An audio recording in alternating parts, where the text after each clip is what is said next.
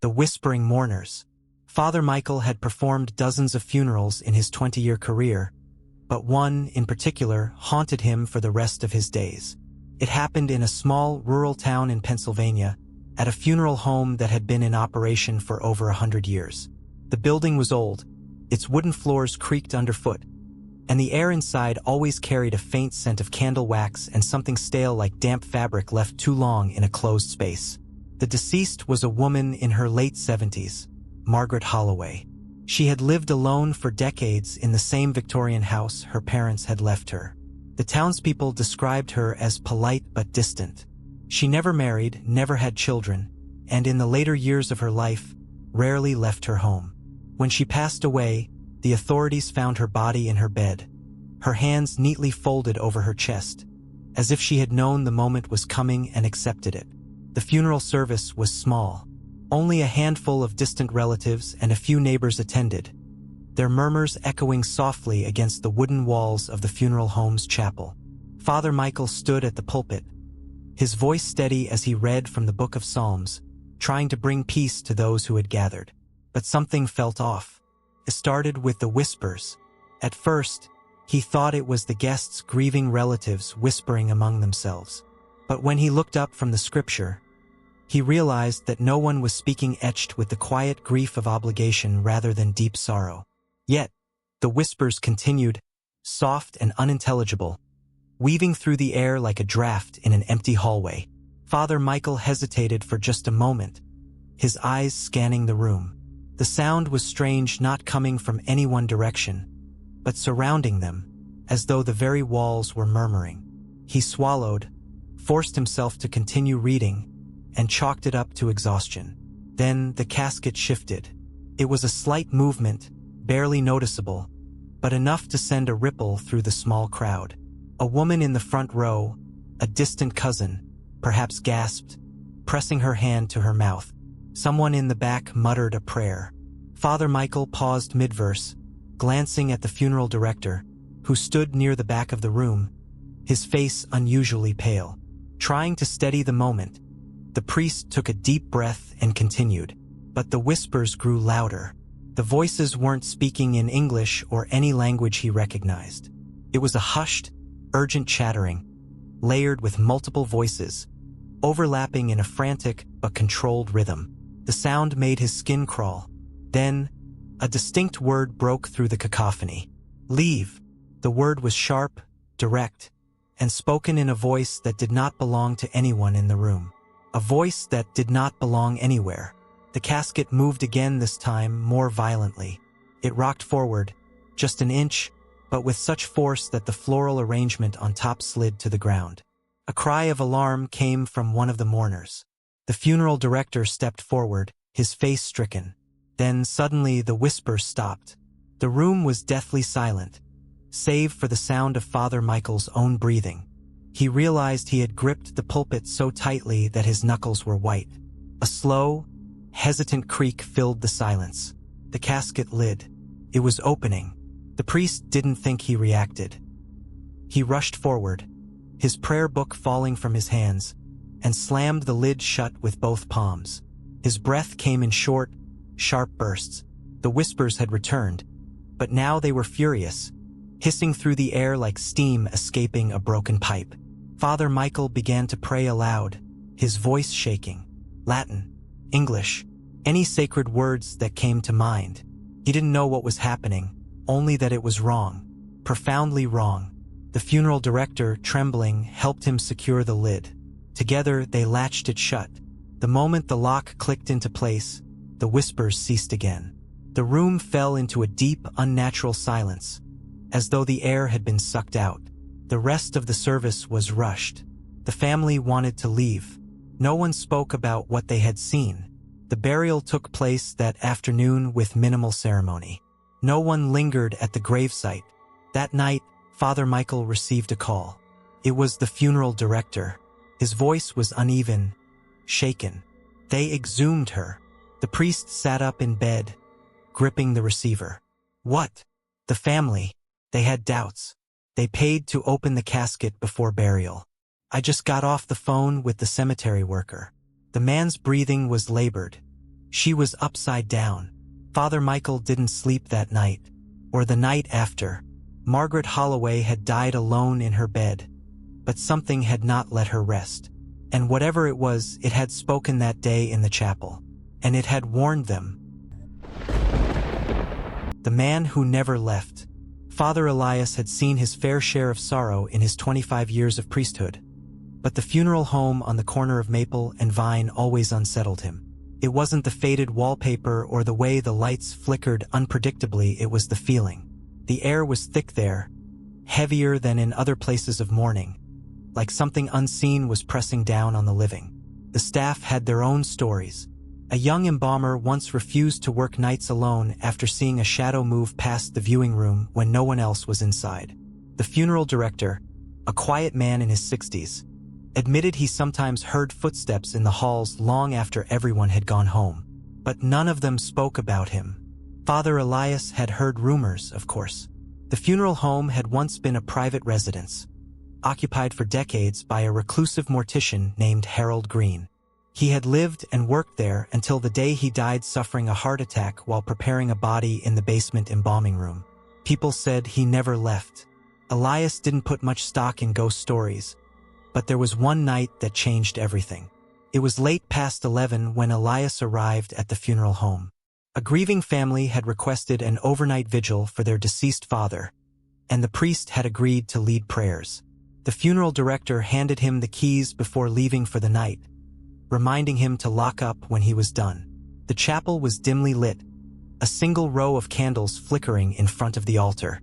The casket sat in the center of the room, surrounded by flowers already beginning to wilt.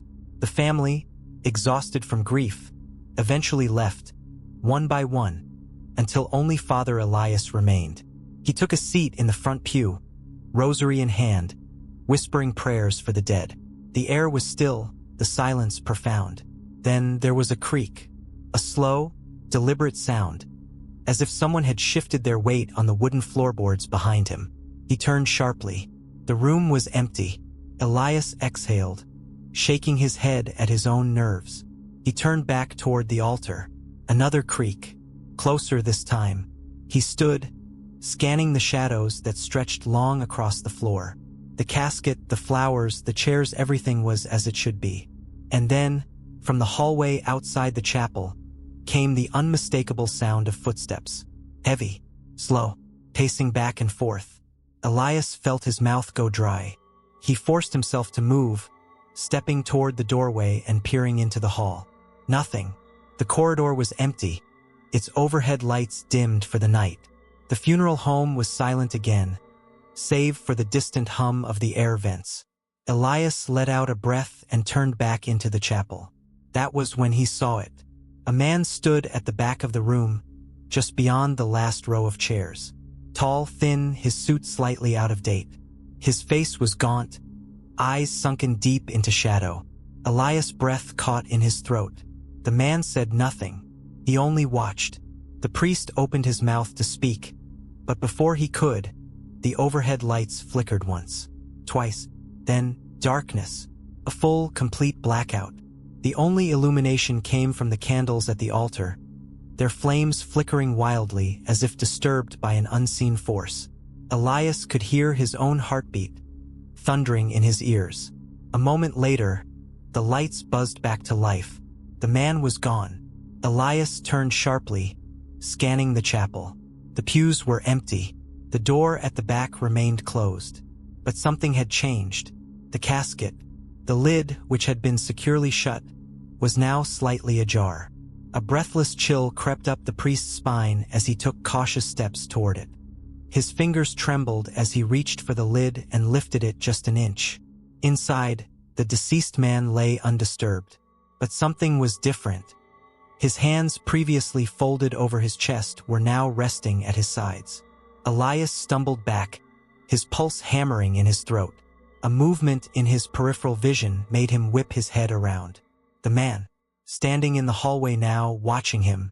Elias' instincts screamed for him to run. But before he could move, the figure turned slowly, deliberately, and disappeared around the corner. The priest hesitated only a moment before following, stepping into the dim corridor. Nothing. No sign of the man. No sound of retreating footsteps. Just the still, heavy air pressing in on him. Then a whisper, soft, right against his ear. "He's not at rest." Elias staggered back into the chapel, his breath coming in short, panicked bursts. He grabbed his things, his fingers fumbling with the keys as he hurried toward the front door. He locked up and didn't look back. The next morning, he received a call from the funeral director. The body was being transported for burial, but something had unsettled the staff. The hands, despite being repositioned multiple times, they would not stay folded. No matter how many times they were adjusted, each time they returned to the same position, resting at the man's sides, just like Harold Green, just like the man who never left. The candle that wouldn't go out. Father Andrew had always believed that the dead deserved peace. That was why he took his duties seriously, offering last rites, leading funeral services, and ensuring that every soul was given a proper farewell. But there was one funeral that made him question whether peace was something all souls could achieve. It happened in a small funeral home on the outskirts of Chicago, a place that had been in operation since the early 1900s. The building was old but well kept, its wooden pews polished to a soft sheen, its stained glass windows casting muted colors on the marble floor. The funeral director, Mr. Halloway, was an aging man who had seen more death than most, but even he seemed unsettled that day.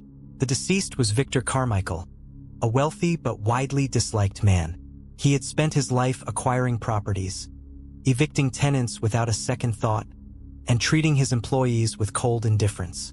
At 78, he passed away alone in his estate, found slumped in his study chair, a single candle burning on his desk. The funeral was small. Few people mourned him, and the priest could sense that those who attended did so more out of obligation than grief. The service proceeded as usual. Prayers were spoken, the casket remained closed, and the usual farewells were uttered. But then the candle was lit, a single white candle, meant to symbolize eternal light. It was placed at the altar beside the casket, its flame burning steadily. Father Andrew began his final blessings, speaking in calm, measured tones. That was when he saw it. The flame flickered not in the way a normal candle does but unnaturally, as though it had been disturbed by something unseen. It bent sharply to one side, then to the other, dancing erratically despite the still air of the chapel. The priest's words faltered for just a moment, but he pressed on. Then the flame went out. A hush fell over the room. There was no draft, no movement, nothing that could have explained it. But before anyone could react, the wick reignited on its own. A small gasp came from someone in the front row. The priest hesitated. He knew candle flames could sometimes behave oddly, but this felt different. He continued the prayer, keeping his eyes on the candle.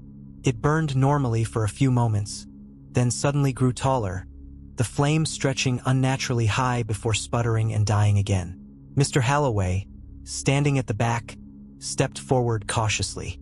Without a word, he relit the candle himself, his fingers trembling slightly as he struck the match.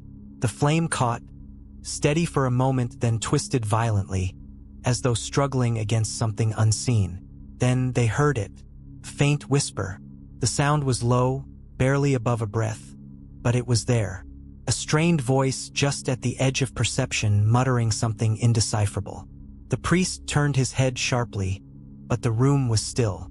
Then the whisper came again. This time it was closer. A chill ran down his spine. He glanced at the casket, at the flickering candle beside it. Something was wrong. One of the pallbearers, a young man named Daniel, shifted uncomfortably and murmured, Did anyone else hear that?" Father Andrew nodded, but before he could speak, the whisper turned into something worse. A laugh, soft at first, then growing louder, a dry, rasping chuckle that echoed through the chapel. The sound sent shivers through the mourners, their eyes darting toward the casket as though expecting it to move. Then the candle burst into flame, flaring so high that it nearly touched the ceiling. Several guests cried out. The flame bent again, twisting toward the casket as if something inside was breathing on it. Father Andrew reacted on instinct. He rushed forward, snatching the candle from the altar and extinguishing it with his bare hands. The heat seared his skin, but he ignored the pain. The moment the flame died, the laughter stopped. The air in the room was thick, charged with something unseen but palpable. The guests sat frozen in place, their faces pale, their hands gripping the wooden pews. Then the coffin creaked. The sound was subtle, almost imperceptible, but it was enough to send a wave of terror through the room. Mr. Halloway moved quickly, stepping toward the casket and placing a firm hand on the lid. "No," he said, his voice barely above a whisper. Father Andrew didn't ask what he meant. He didn't need to. The funeral ended abruptly. The burial was carried out in haste, the casket lowered into the ground with little ceremony. As the dirt was shoveled over it, Father Andrew noticed that no one stayed to watch. Not the family, not the friends, not even the funeral staff. Later that night, Mr. Halloway called him. "I don't think he wanted to go," the old funeral director said. His voice was thin, tired. Father Andrew didn't know what to say. He only knew one thing. The flame had fought to stay lit. The whispers had spoken in a voice no one wanted to hear. And the laughter, that terrible, dry laughter, had come from inside the casket. And some fires, once lit, never truly die. The body that moved. Father Michael had been in the clergy for nearly 30 years. But there was one night, one body he would never forget. It was late October, the kind of night where the wind howled through the trees, rattling the old windows of St. Joseph's funeral home. The place had been standing for over a century, its wooden floors worn down by generations of mourners. The walls still held the scent of aged wood and melting candle wax. That evening, Father Michael had been called to perform a small, private prayer service for a man named Thomas Avery. Thomas had died suddenly, a heart attack, they said. He was only 43, his body found slumped over his desk at work. No wife, no kids, just a sister who had arranged a quiet farewell. When Father Michael arrived, the funeral home was nearly empty. Only two people were there, the mortician, Mr. Landry, and Thomas's sister, Evelyn. Evelyn was sitting in the front row, hands folded tightly in her lap. Her eyes were red from crying, but there was something else in her expression. Not just grief, something close to fear. The mortician nodded politely before excusing himself, leaving Father Michael alone with the woman and the body. The casket was open, resting under the dim glow of the overhead lights. Thomas Avery lay still, dressed in a crisp black suit, his face pale and waxy. Father Michael took a deep breath and began his prayers. His voice echoed softly against the wooden beams of the funeral home. Then, Evelyn whispered something. At first, he thought she was joining in on the prayer, but when he glanced at her, he saw that her lips weren't moving. But she was staring, not at him, at the casket. Father Michael's words faltered. Slowly, he turned his head back toward the body. First, everything seemed normal. Then he saw it. Thomas's hands. They had been neatly folded over his chest, but now, they were at his sides. The priest's breath caught in his throat. He knew, without a doubt, that they had been folded when he started the prayer. Hadn't they? His pulse quickened. He glanced at Evelyn. Her knuckles were white, her eyes wide with disbelief. And then Thomas breathed, a shallow, raspy sound. Father Michael froze. The breath was faint, but unmistakable, like a slow, deathly exhale. Evelyn let out a choked gasp. She clutched his arm, her nails digging into his sleeve. "Did you hear that?" she whispered. Father Michael couldn't speak. His mind scrambled for logic. A trick of the air? The building settling? Anything but what his senses were screaming at him. Then Thomas twitched. Tiny movement. His finger a slight curl. That was enough. Evelyn shot up from her seat, stepping backward so fast she nearly tripped. Father Michael's heart pounded. He forced himself forward, standing over the casket, peering down at the unmoving man. Silence. Thomas was still. Maybe it was a reflex. Maybe rigor mortis had caused the slight movement. But then the overhead light flickered, and in that brief moment of darkness, Father Michael saw something that made his stomach drop. Thomas's head had turned just slightly but enough to face him. The light blinked back on. The head was back in its original position. Father Michael stumbled back, his breath ragged. "No," Evelyn whispered. "No, no, no." The casket shook. Not much, just a slight jolt, like something inside had pushed against the lid. That was it. Father Michael grabbed Evelyn's arm and pulled her toward the exit. He didn't wait. He didn't look back. They burst out into the cold night, the wind slamming the door shut behind them. The mortician was outside smoking a cigarette. He turned, raising an eyebrow at their pale faces. "Something wrong?" he asked. Father Michael stared at him, then at the funeral home. The lights inside were still flickering. "Close the casket," the priest said, his voice hoarse, "and bury him tonight." Mr. Landry frowned. "It's late, Father. The burial's scheduled for morning." "No," Father Michael shook his head. "Tonight." The mortician opened his mouth to argue, then stopped. Maybe it was the look in the priest's eyes. He nodded slowly. "All right." Father Michael and Evelyn didn't stay to watch. They got in their cars and left without another word. The next morning, the mortician called the priest. His voice was tight. "The body's buried," he said. Then, after a pause, "But Father, you should have seen the inside of that lid." Father Michael swallowed. "Why?" Mr. Landry hesitated. Then, in a low, uneasy voice, he said, "There were scratches."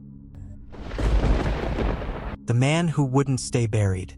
Father Daniel had always believed that the dead should be left in peace. But what if they refused to rest?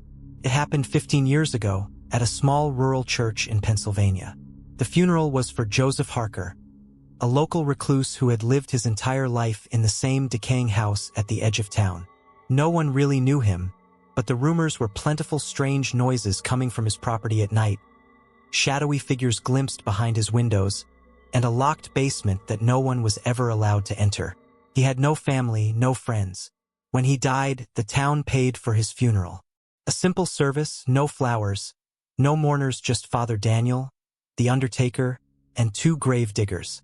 Joseph Harker was lowered into the ground on a gray, overcast afternoon. The priest said his final prayers, the grave was filled, and the dirt was packed down. It should have ended there, but it didn't. That night, Father Daniel was locking up the church when he heard it. A knock, not on the front door, but on the back entrance, the one near the graveyard. He hesitated. No one ever came to the church this late. Knock, knock, knock. 3 slow, deliberate beats. He opened the door. No one was there. A cold breeze rushed past him, carrying the scent of wet earth. He stepped outside, glancing toward the graveyard. The headstones stood in their usual silence, shrouded in darkness. But one grave looked wrong. Harker's. The dirt over it was loose, uneven, like someone had disturbed it. Father Daniel's pulse quickened. He told himself it was nothing. Maybe the soil had settled. Maybe the grave diggers hadn't packed it down properly. But as he turned to go back inside, something caught his eye. Footprints, leading from the grave. By morning, the footprints had vanished, and the grave looked normal again. Maybe it had been his imagination. But then, that evening, as he prepared for bed, knock, knock, knock. The sound came from the church doors, louder this time, more insistent. With a growing sense of dread, he lit a candle and made his way downstairs. The church was silent, the wooden pews stretching into the darkness. The doors shook. Something wanted in. But when he opened them, nothing. Just the night. Just the graveyard. Just Harker's headstone standing at the edge of the lantern light. Then, a creak from inside the church. Father Daniel's breath caught. He turned slowly, and saw wet, muddy footprints leading into the nave. The next day, Father Daniel went to the cemetery caretaker, Mr. Lowry. He told him everything: the knocks, the disturbed grave, the footprints. Mr. Lowry's face paled. "You should see something," he muttered. They went to Harker's grave.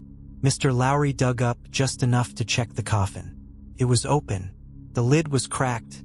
The wood splintered from the inside. Father Daniel whispered a prayer, his breath trembling in the cold morning air. "There's something else," Lowry said. He led the priest toward the caretaker's shed. Inside, resting on an old wooden workbench, was a coffin plaque with Joseph Harker's name on it. "I found this," Lowry said quietly, "lying outside the church doors." Father Daniel stared at it, dread curling in his stomach. "Last night?" he asked. Lowry nodded. The priest swallowed hard. Harker had come back.